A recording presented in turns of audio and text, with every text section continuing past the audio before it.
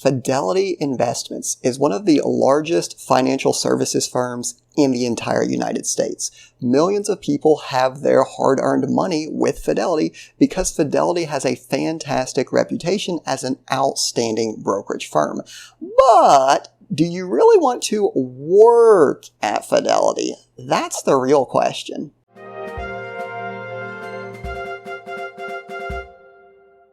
Hey everyone, welcome back. I'm the part-time economist, and in today's video, we are talking all about working at Fidelity.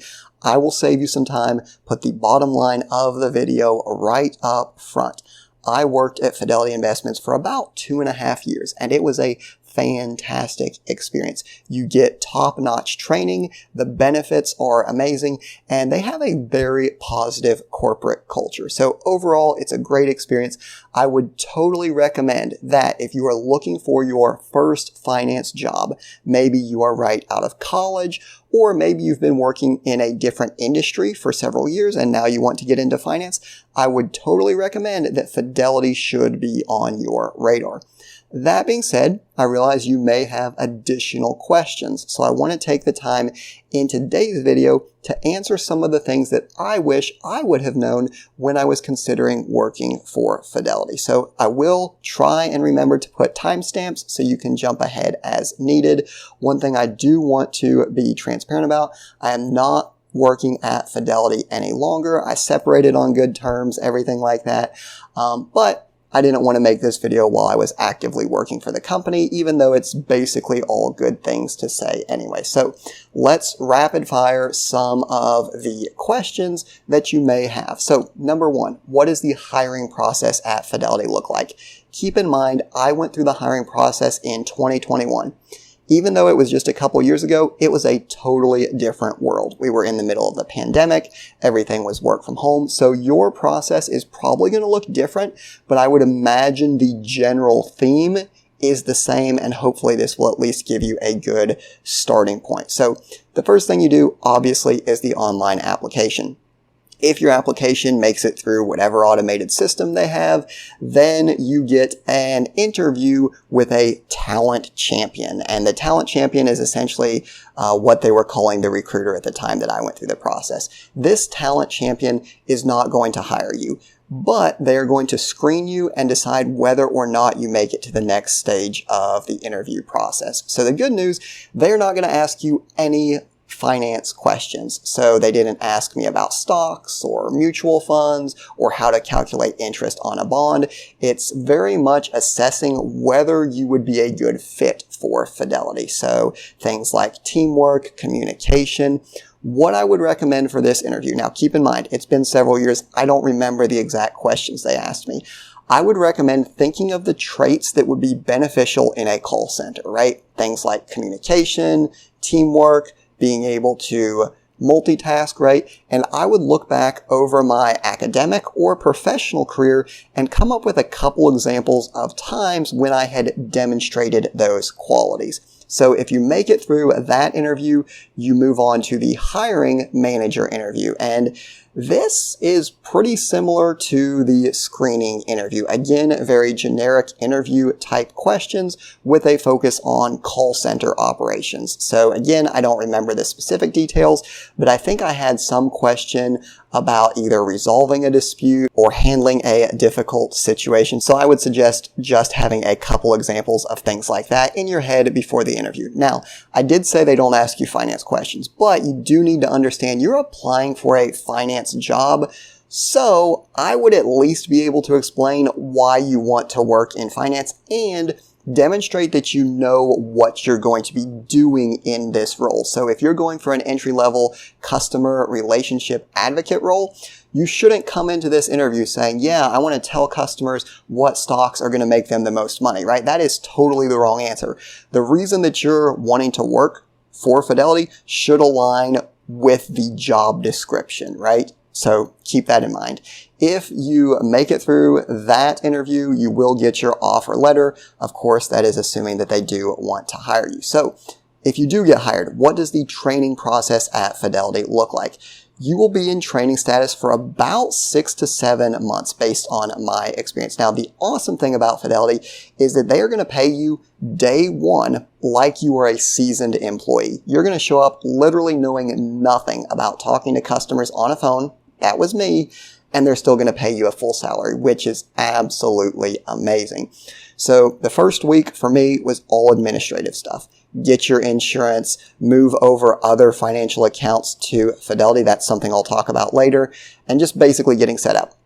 Then you go into Fidelity Essentials, and this is just a couple weeks of basic call center type stuff. So doing a password reset, reading a customer their balances, learning how to verify a client. If you don't know what to do on a call, what is the right department to transfer that call to? So it's very basic stuff the first couple weeks. Keep in mind, you will get tons of opportunity to practice. So me, I was really nervous.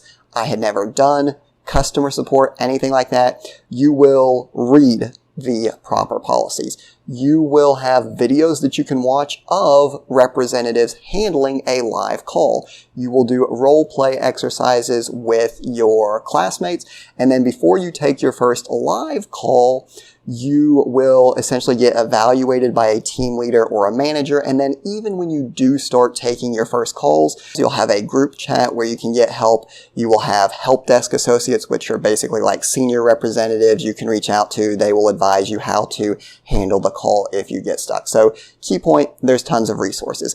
After you do Fidelity Essentials, you continue your training process for the next couple months. About half your time, you are taking calls in your existing skill set, and half of your day, you are studying for your next skill set. So you've got your Fidelity Essentials. Then, depending on how they have it structured, you're either going to move into a licensing or money movement.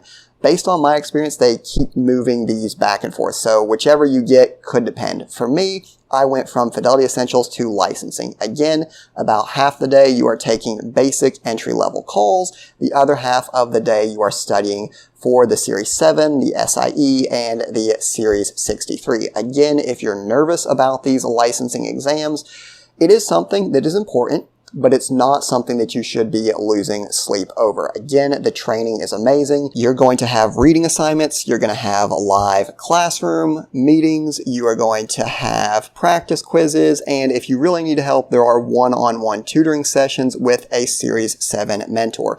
You will take so many practice tests. I can't even tell you how many practice tests I took. It had to have been 10, 15, maybe more before you ever set foot in a testing center. They will not send you until they feel confident in your ability. So that should be a huge breath of fresh air, a burden off your shoulders.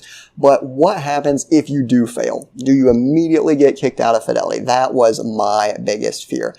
And in my experience, the vast majority of people passed on the first attempt. However, there were some people that did not. Almost everyone, I can't think of a single person that was not given a second chance to take the test. Now, keep in mind, this isn't guaranteed.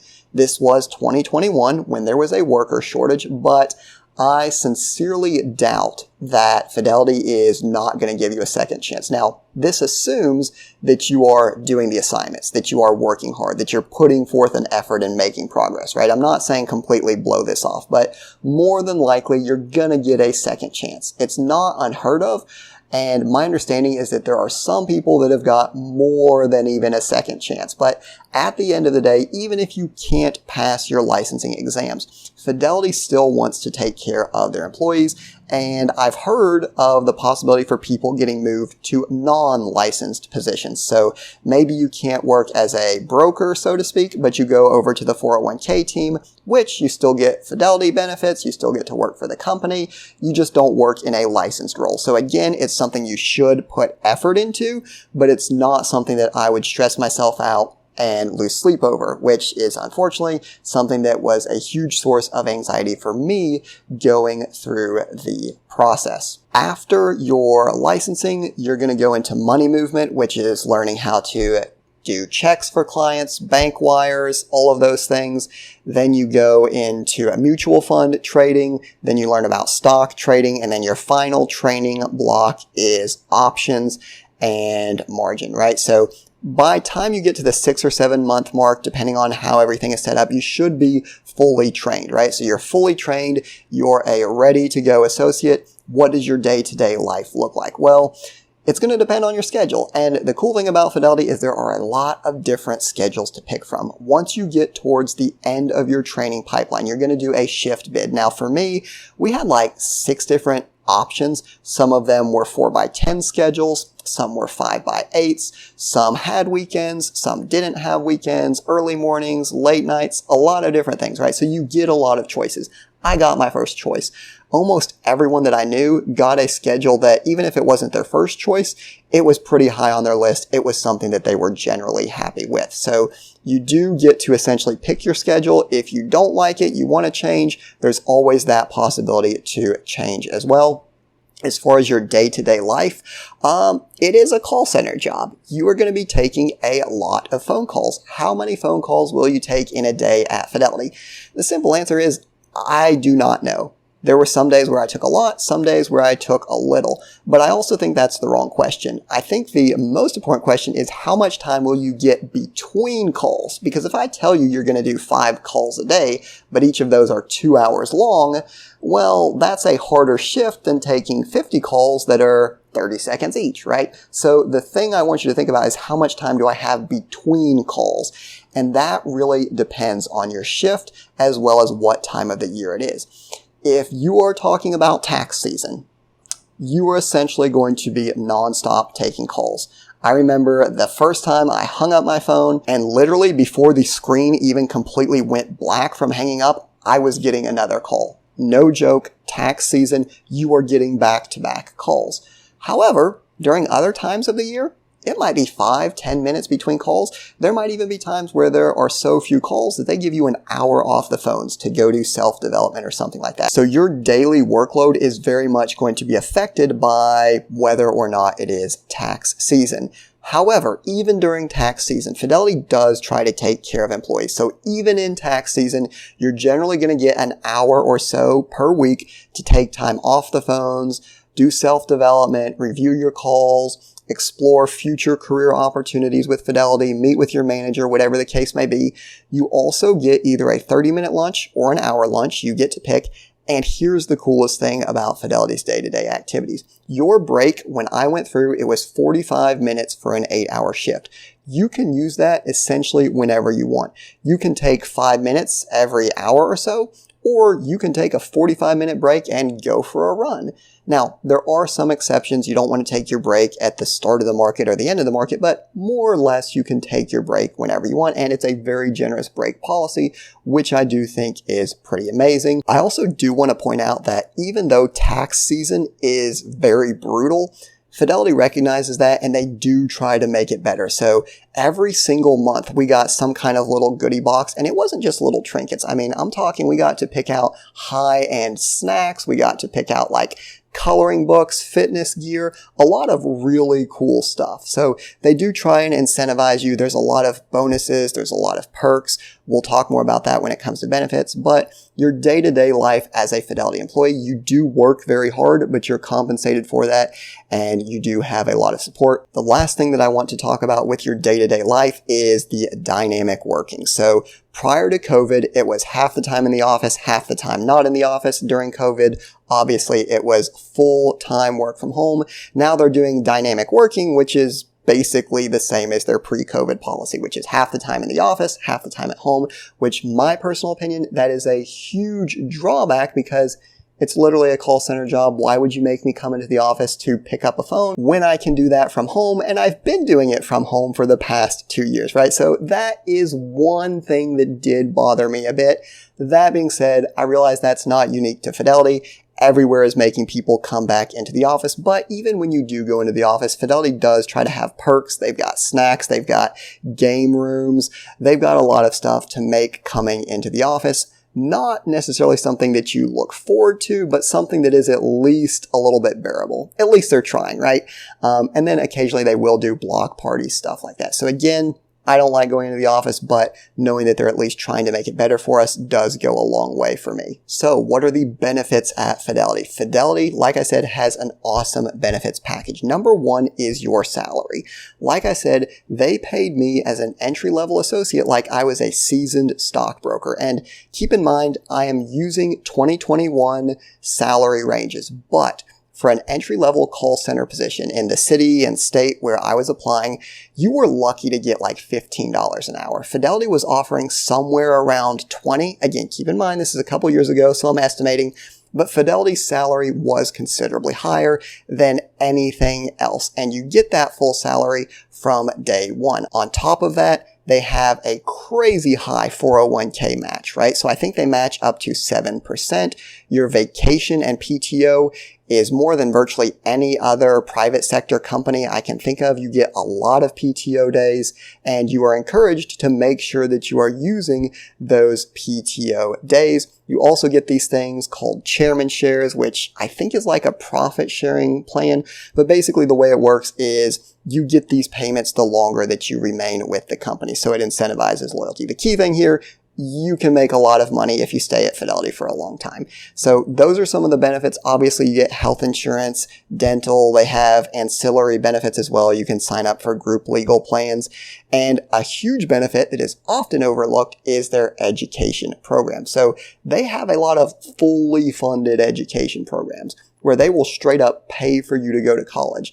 I didn't take advantage of that, but I did take advantage of their certification programs. So I got a data analysis certificate. I got an IT certificate. I got a lot of certificates that they completely pay for. And this is why I say Fidelity is a great place to start your finance career, because if you come in from a completely different industry, not only do you get the Fidelity training, but you have access to all these certifications where you can build up your skill set, maybe move into a data analysis aspect of the business, right? It's very much a place where there is progression, which leads me to the next question. What does career progression look like at Fidelity? The general idea is that you should remain in your position for 1 year. Now, that is not as restrictive as it sounds, because there are some things that are more of advancements than changes of position. So I started out as a customer relationship advocate. This is just entry level, talking to customers on the phone. Now, once you hit your metrics, and when I say metrics, you're evaluated at Fidelity based on how many calls you do per hour and how well you score on your call model. Keep in mind, this is always changing, but essentially they want to see that you are helping a lot of clients and that you are doing it in an efficient way that delivers a great experience for the client. Again, I'm not going to go into all the details, but you want to help a lot of clients and you want to do it in an efficient, courteous manner. That's how you're getting evaluated.